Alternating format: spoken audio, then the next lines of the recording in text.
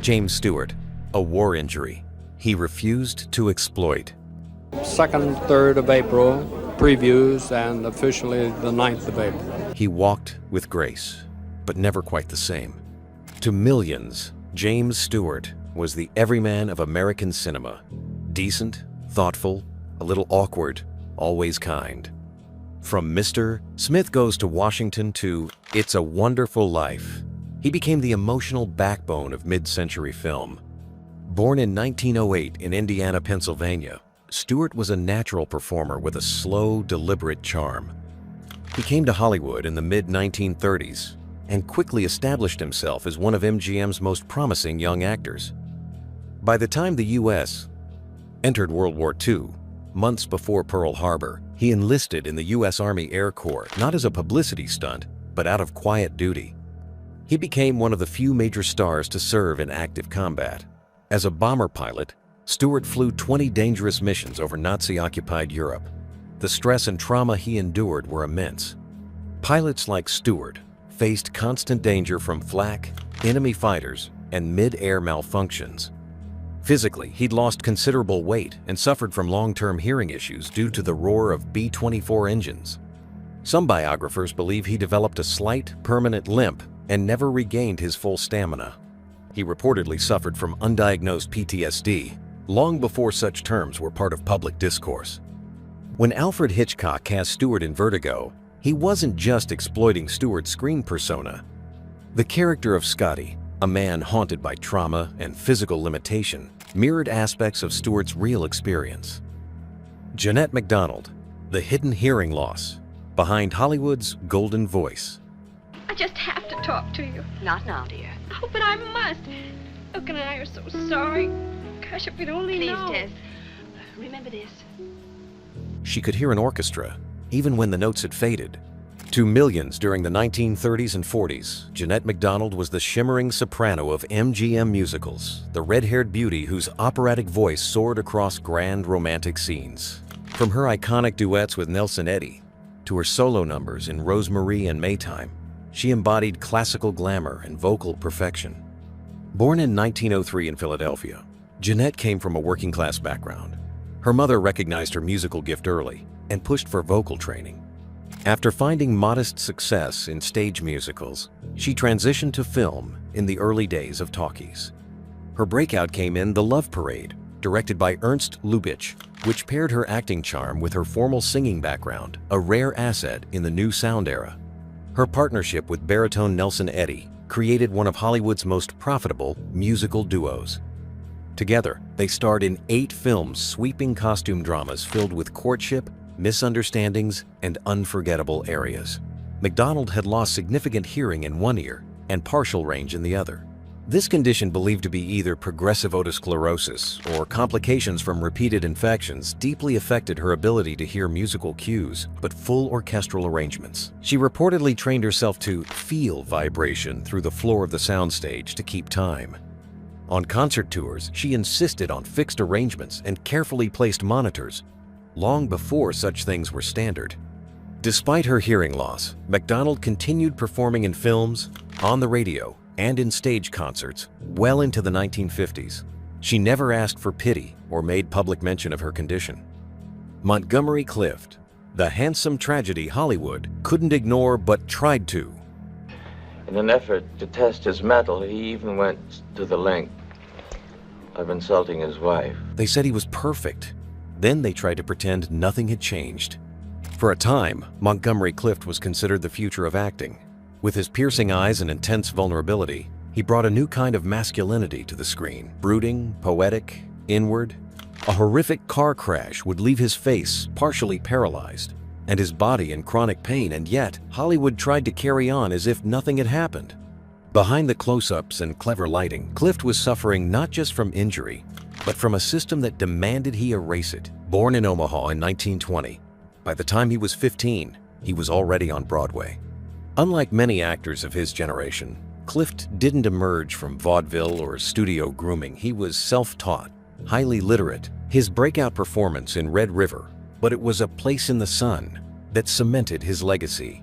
As the tragic George Eastman, critics hailed him as the male counterpart to Greta Garbo. a face the camera loves and a soul it reveals. Then came May 12. After leaving a dinner party at Elizabeth Taylor's house in Beverly Hills, Clift crashed his car into a telephone pole just down the road. Taylor, who was following behind, was first on the scene. Studio executives panicked. At the time, his close-ups became rarer. The myth of perfection had cracked. But Clift refused to disappear. He continued working and delivered some of his finest performances post-accident. It earned him an Academy Award nomination. Still, the emotional toll never left him. Friends and biographers have spoken of his increasing dependence on painkillers and alcohol, not out of weakness, but from trying to exist in a body that no longer matched Hollywood's image of him. Harold Lloyd, the silent comedy star with only 1.5 hands. It was so visual in those days, and we had to rely upon, especially in comedy. He made the world laugh, even when he couldn't hold on to it. In the roaring days of silent film, Harold Lloyd was comedy royalty. While Charlie Chaplin played the lovable tramp and Buster Keaton the stone-faced daredevil, Lloyd created the image of the everyman optimist. Literally. His most iconic image is of him dangling from a clock face high above the city in Safety Last. It's a moment of physical comedy brilliance, and few knew that he was performing those stunts with only one full hand. Lloyd was born in 1893 in Berkshire, Nebraska, and moved with his family to California after his parents divorced. He was determined to break into film, even working as an extra in early Keystone comedies. He was fearless, inventive, and physically gifted, often choreographing and performing his own stunts without safety equipment. He was just 26 years old. In a moment that would have ended most careers, Lloyd made a decision. He would not retire. He would not even reveal the full truth. Instead, he learned to adapt. Lloyd returned to filming only months later. He hid his injury so effectively that many fans never knew. One of his closest colleagues, producer Hal Roach, later said, "He could grip with what he had, but more than that, he had the will." Remarkably, some of Lloyd's most physically daring work came after the accident. In The Freshman, Girl Shy, and Safety Last, he was said to be quietly meticulous about how he used his hands, favoring camera angles that protected the illusion. But he never complained. His disability never became a public talking point, and when asked later in life, he would only say, "It didn't stop me. I just worked around it." John Garfield, a heart condition he couldn't outrun. What do you mean you need money? I thought I gave you some in Detroit. That was Detroit. All the time he needs money. He moved like a boxer, acted like a storm, and lived with a heart that never gave him peace. John Garfield didn't look or sound like a typical leading man of the 1930s and 40s. Garfield brought streetwise grit and emotional intensity, a forerunner of the method acting that would later define Brando and De Niro. Born Jacob Julius Garfinkel in 1913 on New York's Lower East Side, Garfield grew up in deep poverty. After his mother's death, he bounced between relatives and reform schools, developing a toughness that would shape his screen persona. His breakout came with 4 daughters, earning him an Academy Award nomination and a contract with Warner Brothers. But Garfield never fit neatly into the studio mold. He refused long-term contracts and often clashed with executives.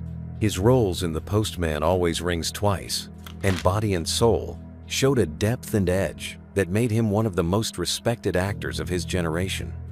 But behind that ferocity was a physical limitation he never made public. As a child, Garfield had suffered from rheumatic fever, a disease that can inflame the heart. Doctors advised him to avoid stress, but that was nearly impossible for a man whose entire life was defined by pressure from the streets, from the studios, and eventually from Washington. He retreated from the spotlight but kept trying to find work on the stage and in small productions. Friends described him as increasingly anxious, worn down, and exhausted, but he never let the world see it. In May, John Garfield died in New York at just 39 years old. The official cause, coronary thrombosis, a heart attack. John Garfield didn't die from a bad heart. He died from a broken one. John Garfield lived and acted like a man chasing time, and maybe he was. Rita Hayworth, the screen diva silently losing her memory. It was raining that night. I had no place to go. I was just walking along. She was a beauty queen, but even as the world admired her, she was quietly forgetting it. To millions, Rita Hayworth was the very image of 1940s, glamour, fiery red hair, magnetic eyes, and a dance that lit up the screen. Her famous performance in Gilda, where she tossed back her hair and declared, "Me? I'm not very good. I'm just lucky," became one of the most iconic moments in film history. She was beauty incarnate, a wartime pinup. But in private, Rita Hayworth was fighting a battle no one understood at the time. Born Margarita Carmen Cancino in 1918 in Brooklyn, Hayworth came from a family of Spanish dancers. Her father, Eduardo Cancino, trained her in flamenco from a young age. She became the ultimate screen fantasy, glamorous, mysterious, untouchable. She endured a string of difficult marriages, including to Orson Welles and Prince Ali Khan. By the 1970s, she was struggling to hold conversations, frequently getting lost or confused, even in familiar places. It wasn't until the early 1980s that Rita Hayworth was officially diagnosed with Alzheimer's disease, a condition barely understood at the time. Her daughter, Princess Yasmin Aga Khan, became her primary caregiver and later a global advocate for Alzheimer's research. By the time of her death in 1987, she was 68 years old, though her decline had begun decades earlier. Indeed, what Rita Hayworth faced was not scandal but suffering, misunderstood, mislabeled, and endured in silence. Rita Hayworth once lit up the world with her beauty. But behind that glow, she was losing herself piece by piece. Bela Lugosi, the horror icon haunted by chronic pain and addiction. This is very old wine. He terrified millions while quietly trembling behind the curtain. Bela Lugosi was the face of horror. With his piercing eyes, hypnotic voice, and commanding presence, his portrayal in Dracula wasn't just a performance, it was a cultural landmark.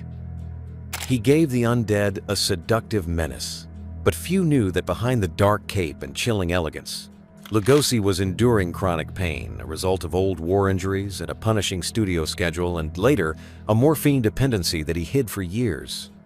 Born Bela Ferenc Dese Blasco in 1882 in what is now Lugoj, Romania, he trained in classical theater in Hungary before immigrating to the United States in 1920.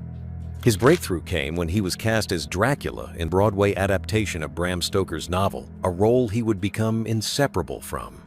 Universal Pictures cast him in the film version in 1931, and Dracula became a sensation.